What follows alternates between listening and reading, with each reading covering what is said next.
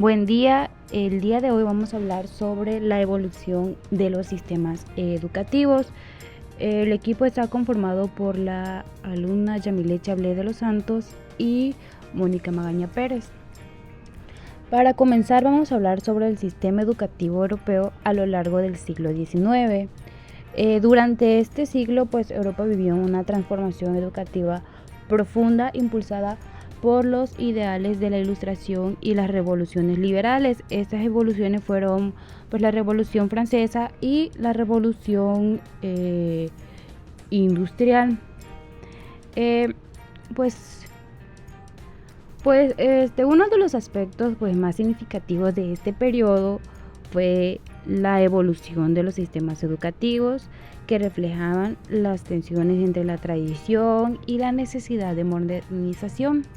A medida que las naciones europeas comenzaron a adoptar políticas más progresistas, el enfoque educativo pasó de ser un sistema elitista y exclusivo a uno más inclusivo. La revolución industrial jugó un papel crucial en la transformación del sistema educativo europeo, a medida que las fábricas proliferaban y las nuevas tecnologías demandaban habilidades específicas que la población en general no poseía, ya que no tenían este conocimiento, ¿no? La necesidad de la fuerza laboral local llevó a la búsqueda de un sistema educativo capaz de proporcionar una instrucción adecuada. Las escuelas comenzaron a introducir programas de estudios que se centraban como en la lectura, matemáticas, ciencias y obviamente se les enseñaba un oficio.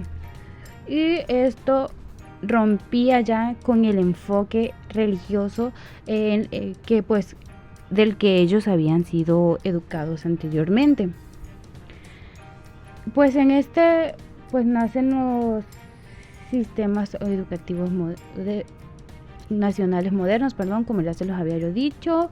La educación empezó a considerarse una responsabilidad del Estado para fomentar ciudadanos ilustrados y productivos, lo que ellos querían es que los alumnos que estaban estudiando al salir ya fueran productivos en lo que en esa etapa quedó, que fue obviamente, como se les decía en un principio, la revolución industrial obviamente dejó mucho, como fue lo del lo que venimos hablando en exposiciones previas, que fue como lo del carbón, los trenes. Entonces había muchas cosas en las que ellos podían trabajar y para esto los educaban, en eso les enseñaban para que ellos fueran productivos. También se establecieron sistemas escalonados de enseñanza como primaria, secundaria, bachillerato y así, y comenzaron los primeros intentos de nacionalizar la educación primaria y esta educación, la primaria empezó a ser gratuita y ya en esta etapa ya era obligatoria, ya había una ley que exigía que los niños asistieran, igual era laica, obviamente reduciendo el control de la iglesia en este aspecto, porque obviamente tenemos en cuenta que la iglesia por mucho era la que mandaba en este aspecto y ya en esto ya había maestros formados en escuelas normales.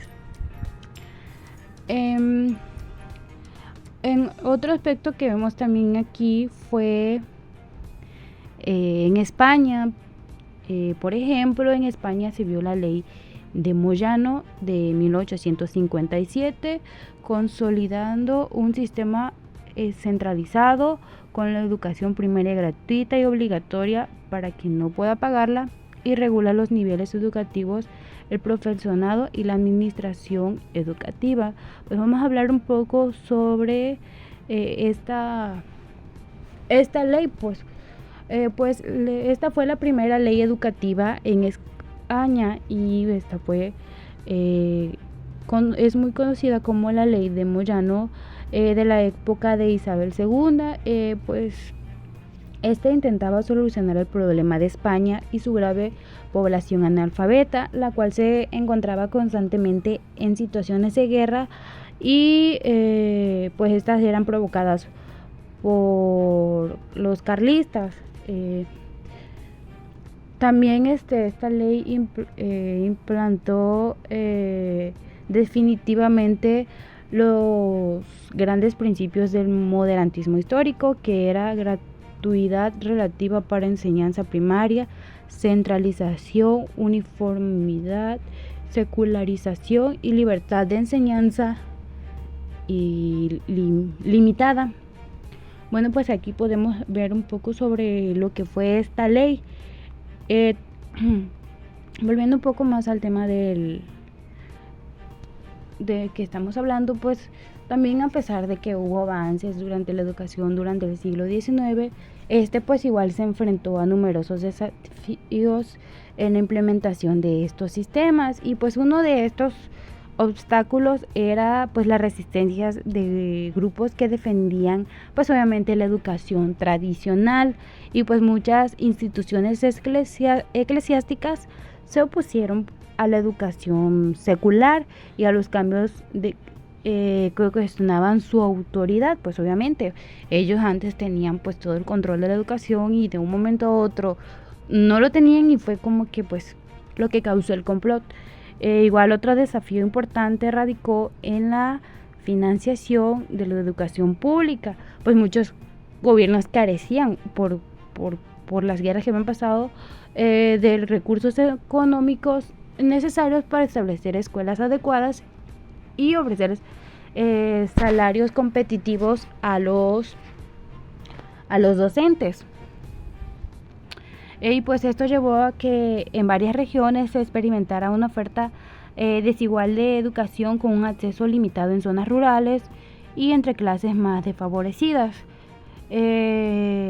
Pues obviamente sabemos que siempre había como que esto de que la diferencia de clases en la educación, pero también esto en esta época lo que se quería es que ya eso no existiera, sino que pues como lo decíamos, la educación fuera más laica y que ya esto no se viera.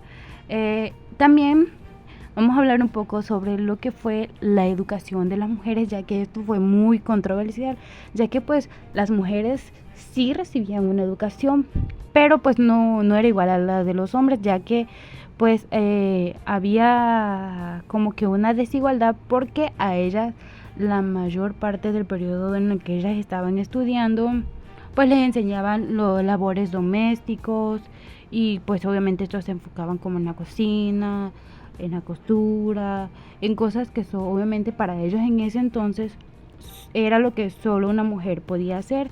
Y pues, pero sin embargo, a medida que surgieron movimientos feministas y derechos civiles, la demanda de educación formal para las mujeres comenzó a aumentar. Pues obviamente querían que igual, así como era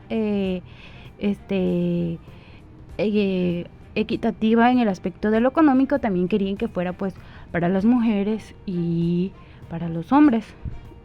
Los cambios en la educación durante el siglo XIX no solo transformaron la estructura de las instituciones educativas, sino que también sentaron bases para el sistema educativo contemporáneo europeo.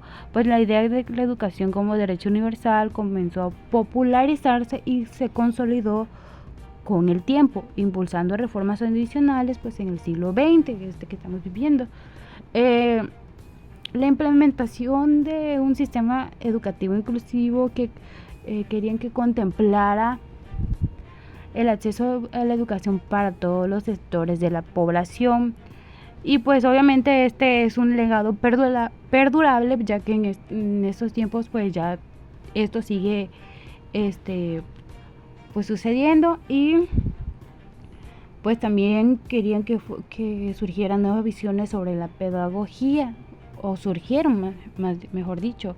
En esta pues se enfatizaba en la necesidad de métodos de enseñanza que consideraran las habilidades y necesidades de los estudiantes, y pues las ideas educativas activas fueron promovidas por Rousseau y Pestalozzi, y que ellos pues fueron uno de los que hablaron de esto.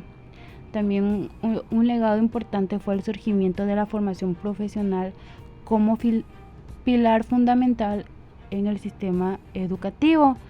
La creciente industrialización demandó no solo trabajadores capacitados en tareas manuales, sino también habilidades técnicas.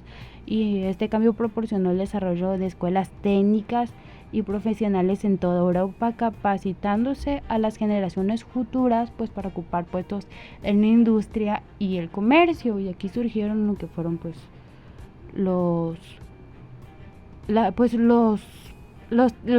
técnicos.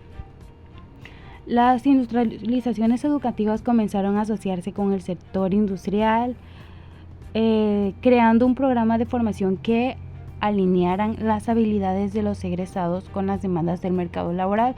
Pues ya esto es como hoy lo vemos hoy en día. Ya las instituciones se acercaban a las, pues me he de imaginar que a las empresas, pues para pedir que los alumnos egresados pues pudieran poner en práctica lo que ellos ya habían estudiado previamente, y pues ya sirvieran de apoyo en esas empresas, y pues este enfoque práctico preparó a muchos jóvenes para el empleo, un aspecto que se volvió vital en el contexto de cambio económico significativo. Y pues con el tiempo esta tendencia hacia la formación profesional se ha perfeccionado como pues hoy en día nosotros lo hacemos, y pues ya esto igual se ha integrado en los sistemas pues educativos modernos. Bueno, pues igual ya para cerrar un poquito esta parte del tema, pues los sistemas educativos del siglo XIX, con su mezcla de tradición y cambio, no solo impactaron pues en la educación formal, sino que también moldearon las trayectorias de desarrollo social, económico y cultural de Europa, sentando las bases para un futuro continuo que continúa evolucionando en la actualidad. Y pues vamos a continuar hablando también sobre el socialismo y pues, los sistemas educativos. El ideario socialista influye notablemente en la concepción de la educación como una herramienta de transformación social. Pues el socialismo es una ideología y sistema político económico que busca reducir las desigualdades sociales, pues se basa en la idea de que los recursos y servicios esenciales pues deben ser compartidos por toda la comunidad, priorizando el bien común sobre el interés individual. Y pues en este modelo el Estado suele tener un papel muy importante controlando y administrando sectores como la salud, la vivienda y pues por supuesto la educación. Para el socialismo pues la educación no es un privilegio ni un negocio, sino un derecho humano pues fundamental. Esto significa que todas las personas, sin importar su situación económica, deben tener la oportunidad de estudiar desde la infancia hasta la universidad de manera gratuita. Además, pues la educación socialista busca que preparar a las personas para un empleo. También quiere formar ciudadanos con valores, cultura y compromiso con la sociedad. Pues en esta en este ámbito, pues se impulsaba la idea de una escuela única, laica, gratuita y obligatoria, con el objetivo de eliminar desigualdades de clase. Pues obviamente este era uno de los principios de este sistema pues educativo socialista, que pues quería igualdad de acceso y pues que nadie se quedara fuera por motivos económicos o sociales. Pues se implementó la educación gratuita y universal. Pues esta era financiada por el Estado, obviamente, al ser gratuita. Y en esta también había un currículo centralizado, ya pues más formal en el que el contenido de las materias lo diseñaba el Estado para que pues sea igual en todos los países. Era de formación integral, que también combinaba lo que era la ciencia, artes, deportes y valores. Y pues tenía un enfoque colectivo que era enseñar cooperación, solidaridad y respeto mutuo entre los estudiantes. Pues igual esta educación como en la anterior, pues estaba vinculada al trabajo para que lo aprendido pues fuera útil en la vida real y en el desarrollo de del país. Eh, eh, un ejemplo de esto fue que pues igual yo investigué y me pareció que pues esto sirvió pues por ejemplo conforme a la región, porque en la Unión Soviética pues esto sirvió para que el sistema educativo pues lograra eliminar una gran parte del analfabetismo con escuelas técnicas y científicas avanzadas. Pues en otros lados igual se crearon escuelas rurales y estas pues se integraban al trabajo agrícola. También era conforme a su entorno, ¿no? Eh, pues la agrícola pues era lo que en esas áreas era lo que se veía pues para que les sirviera y se implementaba también lo que les servía en esa zona pero también les explicaban de lo demás para que pues el estudio, la educación más que nada llegara a todas partes. Pues el socialismo en el socialismo la educación es un derecho garantizado por el Estado y es gratuito en todos los niveles y así.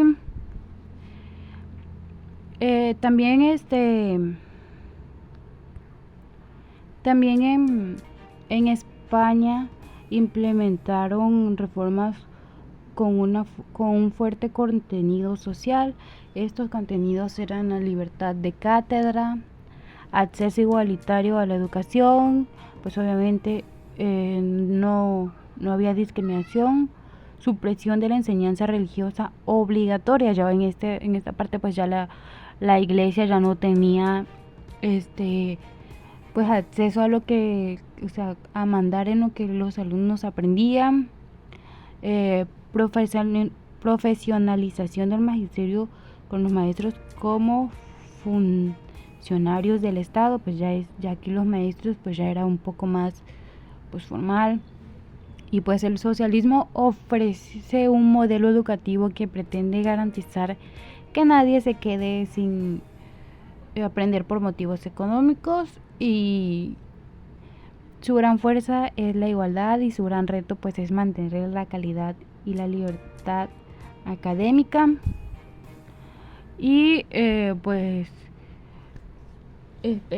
esto pues obviamente espero que haya quedado claro esta parte de lo que fue la educación socialista, que como lo dije al principio pues esta lo que buscaba era que fuera una educación equitativa, que fuera laica, y pues lo que esta igual buscaba es que pues fuera gratuita y que todos sin importar pues la zona eh, pudieran aprender, a pesar de que pues en esas épocas donde todo esto comenzó habían pues esas tenían pues ciertos obstáculos, pues en los cuales se les dificultaba. Sin embargo pues hoy en día esto se ha implementado porque pues ya fue algo que perduró, porque pues ya hoy eso sigue, de que pues la educación es laica, es gratuita y pues ya todos tenemos acceso a esta educación, ya sea el nivel escolar que pues sea, aunque pues ya sí existen las escuelas públicas, privadas, pues también están las escuelas públicas que como pues en ese entonces pues lo que buscaban era que pues los alumnos aprendieran, que eso es lo principal de pues enfoque, que todos los alumnos aprendan. Pues vamos a continuar con mi compañera Yamilet, que también va a hablar sobre otros puntos muy importantes. Hola, mi nombre es Yamilet Chablé de los Santos, alumna de la Universidad Acrópolis. Hoy les vengo a hablar sobre la escuela nueva y la renovación educativa. Como primer punto, el contexto. A finales del siglo XXI e inicios del siglo XX, muchos países vivían cambios sociales, científicos e industriales. El sistema educativo tradicional era rígido, memorístico y autoritario. En respuesta, surgió un movimiento pedagógico renovador que apostaba por una educación centrada en el niño, en su libertad, creatividad y participación activa. Fue un tiempo de crisis de los métodos clásicos, donde se buscó que la escuela fuera más humana, activa y conectada con la vida real. ¿Qué es? La escuela nueva es un modelo pedagógico centrado en el estudiante que promueve aprendizaje activo, respeto por la individualidad del alumno, libertad y autonomía, desarrollo moral, emocional y social, además del intelectual, cooperación y trabajo en grupo y participación del entorno social. ¿Por qué se creó? Porque el modelo educativo tradicional no respondía a las necesidades del desarrollo integral del alumno ni a los cambios sociales que se vivían.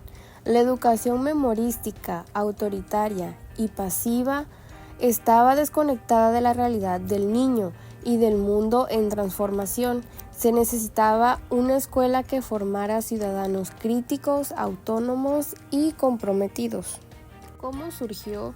Surgió de las corrientes pedagógicas reformistas impulsadas por pensadores como John Dewey, educación democrática y aprendizaje por experiencia, María Montessori, autonomía del niño y materiales didácticos especiales, Celestine Freinet, trabajo cooperativo y educación con sentido social.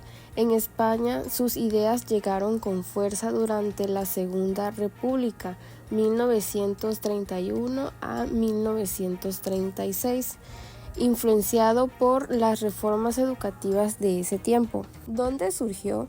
Nació principalmente en Europa y Estados Unidos, pero se detectó en muchos países. Fue especialmente fuerte en Alemania, Francia, Italia, Bélgica y España. ¿Dónde estuvo presente y cuánto tiempo duró? En España estuvo presente sobre todo durante la Segunda República, en 1931 a 1936. A nivel internacional, sus principios se mantuvieron desde fines del siglo XIX y todavía influyen hasta hoy en la educación moderna. ¿Cuándo terminó? ¿Qué pasó? En España, el avance de la escuela nueva se interrumpió bruscamente en el año 1936 con la Guerra Civil.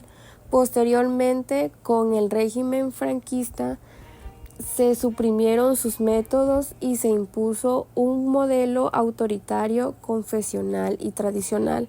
A nivel mundial, el movimiento no terminó, pero fue transformándose.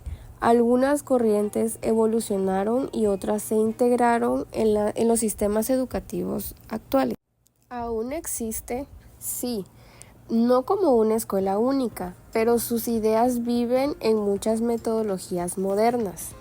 Aprendizaje basado en proyectos, educación emocional, pedagogías activas y escuelas alternativas o integrales. ¿Por qué y para qué se dio este modelo? Porque la educación tradicional no respetaba los ritmos, intereses ni emociones del alumno. Para transformar personas libres, creativas, solidarias, críticas y autónomas, capaces de transformar su entorno. ¿Cómo se daban las clases?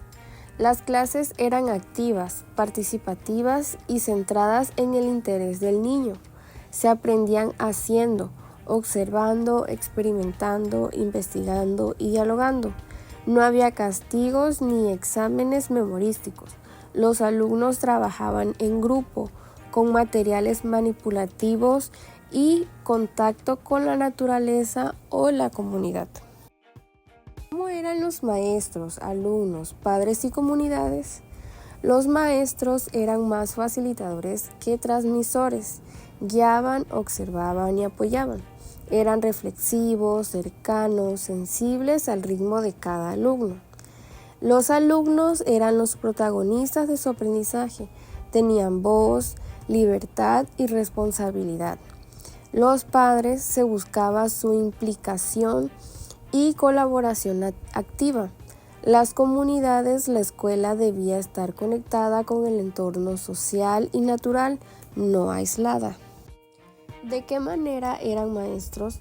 Los maestros practicaban con pedagogía activa, con estos principios: respeto por la individualidad del niño, educación en valores, no solo en contenidos, observación constante y evaluación continua, apertura a la innovación pedagógica y formación permanente.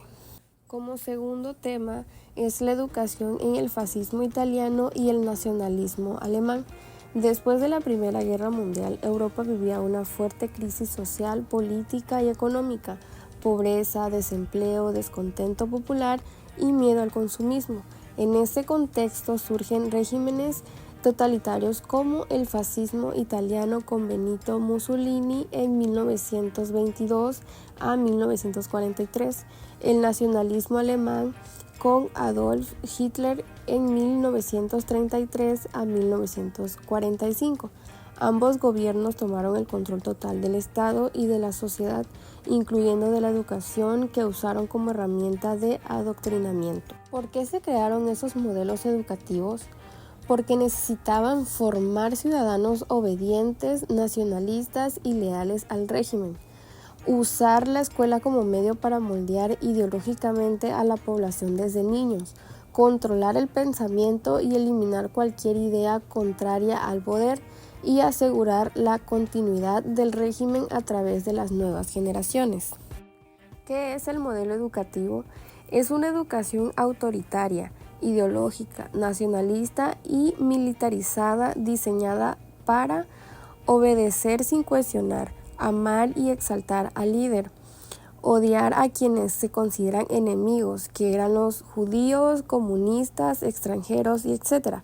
Preparar a los niños para la guerra y la defensa del Estado totalitario. ¿Cómo surgió?